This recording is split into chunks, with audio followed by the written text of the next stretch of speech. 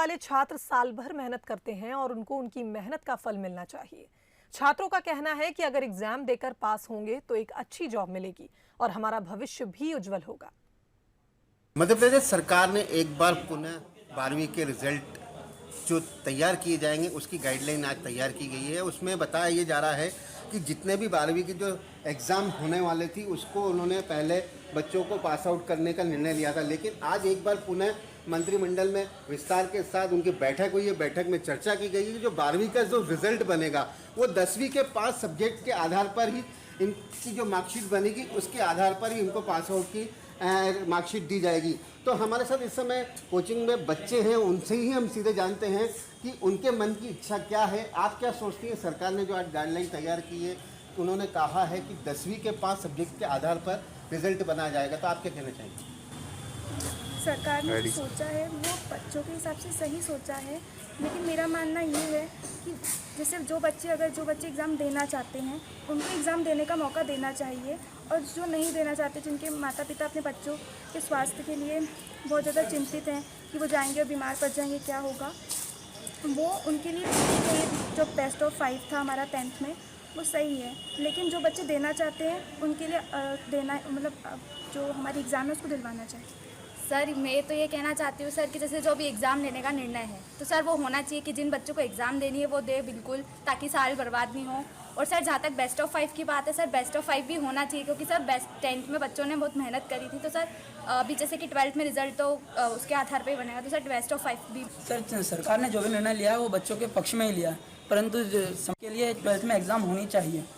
और लेकिन जो बेस्ट ऑफ 5 का निर्णय है वो भी बिल्कुल सही है, लेकिन एग्ज़ाम अगर होती है तो वो बच्चे उससे और ज़्यादा संतुष्ट हो सकते हैं। बिल्कुल, कई छात्र छात्राओं का तो यही कहना है कि एग्ज़ाम तो होना ही चाहिए हमारी, क्योंकि साल भर की मेहनत रहती है, साल भर की जो मेहनत है वो कहीं ना कहीं दिखना चाहिए। आगे आने वाला जो फ्यूचर है उसी से हमारा ब्राइट होगा। गगन परियार के साथ संतोष कृष्णानी, बंसल न्यूज़, उज्जैन। इधर मध्य प्रदेश में कोरोना की वजह से लंबे समय से लॉक रहे कॉलेजेस अब अनलॉक होने जा रहे हैं। मंत्री समूह की बैठक में चर्चा के बाद नया शिक्षण सत्र कैलेंडर बनाया गया और जल्द ही इसे जारी कर दिया जाएगा। इसके अनुसार यूजी फर्स्ट ईयर और पीजी फर्स्ट सेमेस्टर के लिए एडमिशन 1 अगस्त से शुरू होंगे। वहीं यूजी सेकेंड और थर्ड ईयर और पीजी थर्ड सेमेस्टर के लिए प्रवेश प्रक्रिया 1 से 30 अगस्त तक चलेगी। UG first, second, third year और पीजी फर्स्ट और थर्ड सेमेस्टर के लिए नया सत्र 1 सितंबर से शुरू होगा। वहीं इंजीनियरिंग के सेकेंड, थर्ड और फाइनल ईयर की क्लासेस 2 अगस्त से शुरू होंगी। फर्स्ट ईयर इंजीनियरिंग की कक्षाएं 15 सितंबर से शुरू होंगी। वहीं कोरोना की तीसरी लहर की चेतावनी को ध्यान में रखते हुए 50% स्टूडेंट्स के साथ ही क्लासेस चलेंगी।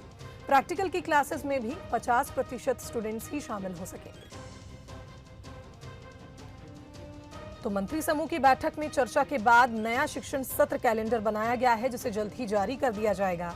और कोरोना की तीसरी लहर की चेतावनी को ध्यान में रखते हुए 50% स्टूडेंट्स के साथ ही क्लासेस लगेंगी और प्रैक्टिकल की क्लासेस में भी 50% स्टूडेंट्स को ही शामिल किया जाएगा।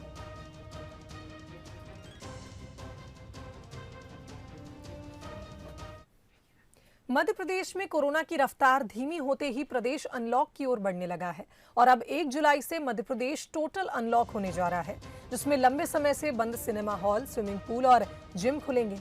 इसके साथ ही कोचिंग संस्थान और सभी धार्मिक स्थल भी अनलॉक होने जा रहे हैं। शर्त ये रहेगी कि लोगों को यहाँ एंट्री के लिए वैक्सीनेशन सर्टिफिकेट दिखाना अनिवार्य होगा।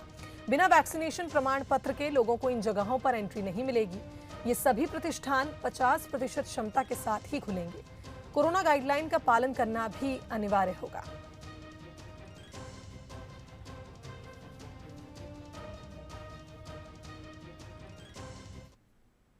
बात करें कोरोना संक्रमण की तो मध्य प्रदेश के 37 जिले ऐसे हैं जहां कोरोना का एक भी नया केस नहीं मिला। प्रदेश में 24 घंटे में 37 मामले सामने आए।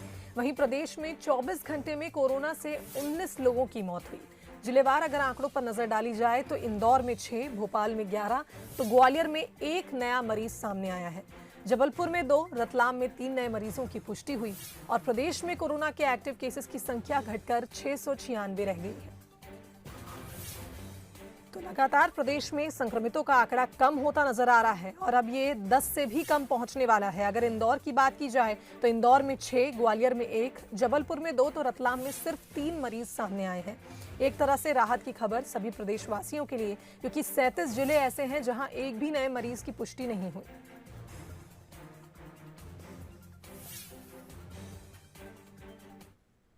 केंद्र सरकार के प्रमुख आर्थिक सलाहकार संजीव सान्याल ने मुलाकात की। सीएम शिवराज सिंह चौहान से सीएम हाउस पर उन्होंने ये मुलाकात की, जिसमें मध्य प्रदेश की अर्थव्यवस्था को लेकर दोनों के बीच चर्चा हुई।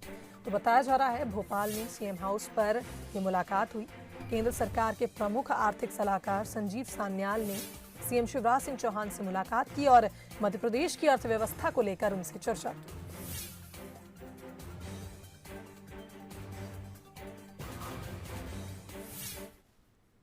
बीजेपी के प्रदेश प्रभारी मुरलीधर राव की फटकार के बाद बीजेपी आईटी सेल ने कांग्रेस के सोशल मीडिया पर ही सवाल खड़े कर दिए। बीजेपी का आरोप है कि कांग्रेस के ट्विटर हैंडल पर फॉलोअर्स की संख्या फर्जी है। वहीं बीजेपी का आरोप है कि कमलनाथ सरकार के वक्त अचानक 6 लाख फॉलोअर्स बन गए। ये भी आरोप है कि कई फेक अकाउंट्स के जरिए ट्विटर हैंडल को फॉलो किया जा रहा है। ये ऐसी फेक आईडी है जिसका कोई भी फॉलोअर नहीं है। हालांकि कांग्रेस का कहना है कि बीजेपी वालों को फेकोफोबिया हो गया है। क्या मोदी और अमित शाह के करोड़ों फॉलोअर्स भी फर्जी हैं? फर्जीवाड़ा करना बीजेपी का काम है, जो मिस कॉल के जरिए फर्जी सदस्य बनाती है। कांग्रेस के जो फॉलोअर थे उसमें से 50% से ज्यादा फॉलोअर्स जो हैं वो नकली, इनऑर्गेनिक पाए गए हैं। कमलनाथ ने अपनी व्यापारिक बुद्धि लगाकर जिस तरीके से दुबई, पाकिस्तान और सीरिया तक के फॉलोअर खरीदे हैं वो सबके सामने आ गया है। ऐसे फॉलोअर्स जिनके पास ना तो ट्वीट करने के लिए कोई मटेरियल है, ना उनके प्रोफाइल के फोटो लगे हैं, ना उनकी कोई फॉलोइंग है, ऐसे 50% से ज्यादा फॉलोअर्स जो हैं हमने पूरी तरीके से सूची जारी कर आपको भेजे हैं। हमारा एक एक सदस्य भौतिक सत्यापित है, हमारा एक एक सदस्य एथिकल है, हमारा एक एक सदस्य सही मायने में वो सदस्य। हमारे पास कोई भारतीय जनता पार्टी जैसा फर्जी अभियान, भारतीय जनता पार्टी जैसा मिसकॉल का अभियान नहीं चलता है। यहाँ पर जो सदस्य बनता है उसकी पर्ची कटती है और वो सदस्य बनता है। भारतीय जनता पार्टी का स्वागत है। अगर वो चाहें तो वो सूची हमें भेजें, हम उनकी मुलाकात अपने कार्यालय में उनसे करा देंगे। इधर मध्य प्रदेश में हुई बीजेपी कार्य समिति की बैठक राजनीतिक मायने क्या निकाले ये अलग बात है, लेकिन कार्य समिति के तरीका जरूर चर्चा का विषय बन गया है। बीजेपी कार्य समिति के दिन बीजेपी कार्यालय को लेकर राष्ट्रीय संगठन मंत्री बीएल संतोष ने ट्वीट कर तारीफ की, तो अब पूर्व लोकसभा अध्यक्ष सुमित्रा महाजन ने बीजेपी कार्यालय में मेल करके बैठक के तरीके की सराहना की। उन्होंने कहा कि वर्चुअल बैठक बिल्कुल असली बैठक जैसी लग रही थी। सुमित्रा महाजन की सराहना पर बीजेपी के प्रदेश अध्यक्ष वीडी शर्मा ने कहा कि ताई के इस वात्सल्य संदेश ने हमारा उत्साहवर्धन किया। ताई मातृत्व भाव से काम करती थी, पूरे संगठन में उन्होंने सेवा करी, सरकार में, शासन में, लोकसभा अध्यक्ष के रूप में उन्होंने सेवा करी और आज भी उनको कहीं ना कहीं जब इस बात का महसूस हुआ कि इतनी विपरीत परिस्थितियों के बाद एक बहुत अच्छे तरीके से कार्य समिति को संपन्न कराया गया, तो वो अपने भाव को रोक नहीं पाई। उन्होंने अपने भाव प्रकट किए। आदरणीय वीडी शर्मा जी ने भी उनको धन्यवाद ज्ञापित किया, आभार पत्र भेजा है। ग्वालियर चंबल अंचल में ग्वालियर सहित कई जिलों में बीजेपी की जिला कार्यकारिणी का गठन नहीं हो पाया, जिसका कारण बीजेपी नेताओं के बीच आपसी खींचतान बताया जा रहा है। वहीं पूरे मामले पर कांग्रेस ने तंज कसते हुए बीजेपी की गुटबाजी और नेताओं के वर्चस्व की लड़ाई करार दिया है, लेकिन बीजेपी ने सभी आरोपों को सिरे से नकार दिया है। देखिए ये खास रिपोर्ट। ग्वालियर चंबल अंचल के भिंड, मुरैना, ग्वालियर, गुना, शिवपुरी सहित अन्य जिलों में जिला कार्यकारिणी का गठन होना है, लेकिन अभी तक जिला कार्यकारिणी का गठन ठंडे बस्ते में पड़ा हुआ है। कहा जा रहा है कि नेताओं की आपसी खींचतान और रस्साकशी के चलते अभी तक जिला कार्यकारिणी का गठन नहीं हो सका है। संगठन के लिहाज से तमाम बड़े नेता ग्वालियर चंबल अंचल से आते हैं, ऐसे में मामला और भी चुनौती भरा नजर आता है। वहीं बीजेपी की माने तो जिला कार्यकारिणी के लिए नामों के लिए पैनल तैयार हो चुका है। जल्द से जल्द जिला कार्यकारिणियों का गठन ग्वालियर चंबल अंचल के सभी जिलों में होने जा रहा है। जो भी हैं वो भारतीय जनता पार्टी के कार्यकर्ता हैं और भारतीय जनता पार्टी के कार्यकर्ता जिस योग्य होता है उसको काम मिलता है। और कार्यकारिणी का जहाँ तक सवाल है उसकी कसरत हो गई, उसका व्यायाम हो गया, उसकी एक्सरसाइज हो गई, उसकी कवायद हो गई। सारे नाम हमने प्रदेश को भेज दिए हैं और 1 जुलाई से लेकर 15 जुलाई के बीच में जिला कार्य समिति की बैठक होनी है, तो निश्चित तौर पर उससे पहले कार्यकारिणी घोषित हो जाएगी। वहीं कांग्रेस ने इसे बीजेपी के अंदरूनी गुटबाजी बताकर तंज कसते हुए कहा है, बीजेपी का मूल कार्यकर्ता अपने वजूद की लड़ाई लड़ रहा है। कांग्रेस बीजेपी की इस खींचतान में खुद के लिए राजनीति का एक बेहतर भविष्य तलाश रही है। उसे उम्मीद है बीजेपी का ये अंदरूनी घमासान उसके लिए बेहद फायदेमंद साबित होगा। जब से सिंधिया जी कांग्रेस पार्टी छोड़कर भारतीय जनता पार्टी में आए, तब से भारतीय जनता पार्टी में लगातार रस्साकसी का खेल चल रहा है, और ख़ासकर ग्वालियर चंबल अंचल में। और ग्वालियर चंबल अंचल में बिना सिंधिया की सहमति से भारतीय जनता पार्टी कोई भी संगठन में नियुक्ति नहीं कर पा रही है। तो इस समय रस्साकसी का जो खेल चल रहा है, उसके चलते भारतीय जनता पार्टी की जिले की कार्यकारिणी हो, चाहे प्रदेश के निगम मंडलों की हो, इन सभी में अभी कसमकस चल रही है। जिला कार्यकारिणी के गठन में हो रही देरी इस बात का संकेत है कि बीजेपी को सिंधिया के साथ आए कार्यकर्ताओं को संगठन में एडजस्ट करने के लिए बड़ा होमवर्क करना पड़ रहा है। ऐसे में सवाल उठना लाजमी है। प्रहलाद सेन, बंसल न्यूज, ग्वालियर। आगे बढ़ते हैं इंदौर से खबर, जहां पेट्रोल डीजल के बढ़ते दामों को लेकर ऊर्जा मंत्री प्रद्युम्न सिंह तोमर का अजीबोगरीब सॉल्यूशन सामने आया। मंत्री तोमर ने कहा कि साइकिल चलाओ, ये सिर्फ आम जनता के लिए नहीं, स्वयं मेरे लिए भी है। तो 6 गाड़ियों का काफिला लेकर चलने वाले मंत्री आम जनता को साइकिल से चलने की नसीहत देते नजर आए। उन्होंने कहा कि पेट्रोल डीजल के दाम बढ़ गए तो क्या हुआ, साइकिल चलाओ और सेहत अच्छी रहेगी। तो पेट्रोल डीजल पर कीमत बढ़ गई है। पेट्रोल डीजल कौन चलाता है? मैं आपसे जानना चाहता हूँ। मेरी इस बात में पहले भी क्रिटिसाइज हुई है, पहले भी हुई। मैं आज फिर कह रहा हूँ कि हम सब्जी मंडी जाते हैं तो हम कभी साइकिल से जाते हैं क्या? जो हमें शारीरिक रूप से स्वस्थ रखेगी, हमारे प्रदूषण को कम में मुक्ति दिलाएगी। हमारे लिए पेट्रोल डीजल महत्वपूर्ण है कि हमारे स्वास्थ्य सेवाएं देश की महत्वपूर्ण है। सरकार ये बात मैंने अकेले आम नागरिक के लिए नहीं कही, ये स्वयं के लिए भी। ये सेवक प्रद्युम्न सिंह तोमर, आप मेरी पूरी 23 दिन की डायरी देखेंगे उठा के, तो कितना मैं साइकिल पे चलता हूँ, कितना गाड़ी पे चलता हूँ और कितना पैदल चलता हूँ। मध्य प्रदेश में 28 जून को नर्सिंग स्टाफ सामूहिक अवकाश पर था। जूनियर डॉक्टर्स के बाद नर्स हड़ताल की राह पर हैं। 7 सूत्रीय मांगों को लेकर नर्सों ने हड़ताल की। प्रदेश की 6 तस्वीरें हम आपको बता रहे हैं जहां नर्स हड़ताल कर रही हैं, और सबसे पहली तस्वीर इंदौर की है, दूसरी तस्वीर ग्वालियर की है, तो तीसरी तस्वीर जबलपुर की है जहां पर इस तरह से नर्सों ने प्रदर्शन किया। चौथी तस्वीर मुरैना से है जहां पर नर्सों ने एक दिन का अवकाश किया। आपको बता दें मंडला और अमरपाटन में भी इस तरह का प्रदर्शन देखने को मिला। 7 सूत्रीय मांगों को लेकर नर्सों ने यहां विरोध जताया और उनका कहना है कि उनकी मांगों को पूरा किया जाए, वरना बेमियादी हड़ताल पर वो 30 तारीख से चली जाएंगी। नर्सों ने एक दिन का अवकाश लिया।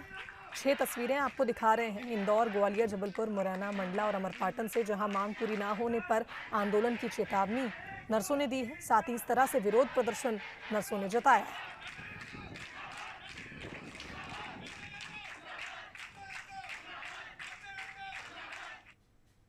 छतरपुर में इन दिनों हथियारों का इस्तेमाल फैशन सा बन गया है। आए दिन शादी समारोह में लोग कट्टे को नचाते हुए दिख जाते हैं। ऐसा ही एक और मामला बक्सवाहा से सामने आया, जहां एक युवक वीडियो में बंदूक को दिखाते हुए हवाई फायरिंग करता नजर आ रहा है, जिसका वीडियो अब सोशल मीडिया पर जमकर वायरल हो रहा है। पुलिस ने युवक से बंदूक जब्त कर आरोपी को गिरफ्तार कर लिया है।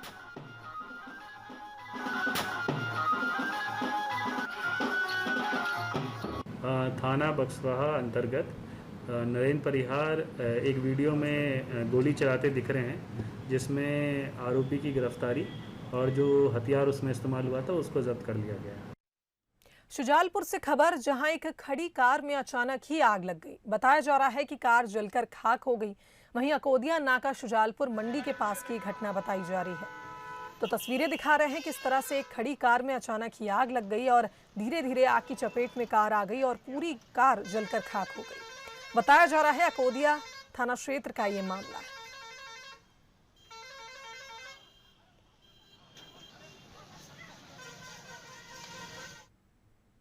बेगमगंज से खबर, जहां ट्रक चालक ने जीप को टक्कर मार दी। इस हादसे में 2 दर्जन लोग घायल हो गए, जिन्हें अस्पताल में भर्ती कराया गया है। बता दें, मुंडन कार्यक्रम से लौटते समय यह हादसा हुआ। हादसे के बाद ट्रक चालक को पुलिस ने गिरफ्तार कर लिया है। बताया जा रहा है कि बेगमगंज के परी थाने के पास ये घटना हुई, जिसमें एक ट्रक चालक ने जीप को टक्कर मार दी। तो एक सड़क हादसा हुआ है बेगमगंज में, जहां इस हादसे में 2 दर्जन लोग घायल हो गए और उन्हें अस्पताल में भर्ती कराया गया। वहीं पुलिस ने आरोपी ट्रक चालक को गिरफ्तार कर लिया है।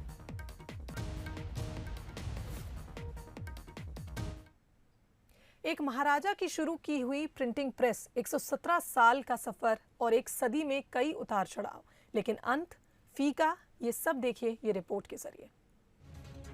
ग्वालियर का महाराज बाड़ा और इसी बाड़े पर सन 1904 में शुरू हुई ये प्रिंटिंग प्रेस। प्रिंटिंग प्रेस में छपने वाले अखबार की कीमत थी 2 आने और साल भर के लिए चाहिए तो मात्र 2 रुपए। स्वतंत्रता आंदोलन में महत्वपूर्ण भूमिका निभाने वाला अखबार जियाजी प्रताप सिंधिया राजवंश में जनता के बीच शासन प्रणाली को पारदर्शी बनाने के उद्देश्य से माधवराव प्रथम ने शुरू किया था। 1934 तक अखबार यहाँ छपता रहा, लेकिन भारत की आज़ादी के साथ ही इस प्रिंटिंग प्रेस को सरकारी प्रेस में तब्दील कर दिया गया, जहां केंद्र और राज्य सरकार के साथ ही चुनाव आयोग से संबंधित महत्वपूर्ण दस्तावेजों की छपाई की जाने लगी। लेकिन ये सब अब अतीत में बदलने वाला है। सरकार इस प्रिंटिंग प्रेस को बंद करने जा रही है। यहाँ की ऐतिहासिक चीज़ों को नीलाम करने का फैसला किया गया है। राजशाही के दौर को बयान करने वाली इस खूबसूरत इमारत में छपने वाले अखबार की कुछ प्रतियां आज भी मोती महल संग्रहालय में रखी गई हैं, जो उस दौर की पत्रकारिता की भी याद दिलाती हैं। ये सिंधिया डायनेस्टी, सिंधिया महाराज जो हमारे यहाँ के महाराज थे, उनकी एक सोच थी उस समय अखबार पब्लिश करने की। जो यहाँ के लोग हैं, पढ़े लिखे वर्ग के लोग हैं, वो शासन की नीतियों से अवगत हों। कुछ लोग जो यहाँ पे उस समय पढ़े लिखे वर्ग थे, उनकी सोच बताने के लिए कि महाराज क्या कर रहे हैं, उस समय प्रदेश के लिए क्या कर रहे हैं। इसको आप कह सकते हैं एक तरह से 3 भाषाओं में छपता था, हिंदी, उर्दू, इंग्लिश में। एक शासक के लोकतांत्रिक विचारों की प्रतीक अली जहां प्रेस एक सदी से ज्यादा वक्त से सैकड़ों लोगों को रोजगार देती आई। इस इमारत के भीतर काम करने वालों की यादें शायद सदियों तक इसके भीतर दीवारों में चिपकी रहें।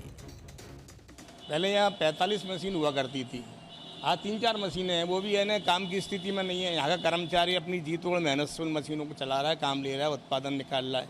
अभी तो लगभग 10 कर्मचारी को हो गया, वो शायद 30 तारीख को रिलीफ भी हो जाएंगे। बाकी अगले महीने ना सारे लोग हैं ना रवाना हो जाएंगे जुलाई में। कभी जहाँ ना कर्मचारी में बाल बच्चे आएंगे बाड़े पर, तो देखेंगे कि जहाँ हमारे पापा काम किया करते थे या ताऊ किया करते थे या कौन किया करता था। जब ये पूरा सारा सिस्टम ही बदल जाएगा यहाँ का। ग्वालियर रियासत का शुमार देश सबसे ताकतवर और प्रगतिशील रियासतों में रहा। ग्वालियर की इस प्रिंटिंग प्रेस को देखकर कई और रियासतों ने खुद की प्रिंटिंग प्रेस स्थापित की, खुद के अखबार निकाले, लेकिन किसी की प्रसिद्धि उसके अमर होने का दावा नहीं कर सकती। हर भविष्य को वर्तमान, वर्तमान को अतीत बनकर एक दिन मिट जाना है। प्रहलाद सेन, बंसल न्यूज, ग्वालियर। चलिए आगे बढ़ते हैं। भोपाल से खबर, जहां शिवराज कैबिनेट की बैठक आज होगी। आपको बता दें, कई प्रस्तावों पर आज इस बैठक में मुहर लग सकती है। किसानों को लेकर फैसला आज की कैबिनेट बैठक में लिया जा सकता है। वहीं सरकारी जमीन के इस्तेमाल पर भी कैबिनेट में आज विचार हो सकता है। तो सीएम शिवराज सिंह चौहान आज कैबिनेट की बैठक लेने जा रहे हैं। आपको बता दें, कई प्रस्तावों पर आज मुहर लग सकती है। सरकारी जमीन के इस्तेमाल पर भी कैबिनेट में विचार हो सकता है। वहीं किसानों को लेकर भी फैसला लिया जा सकता है।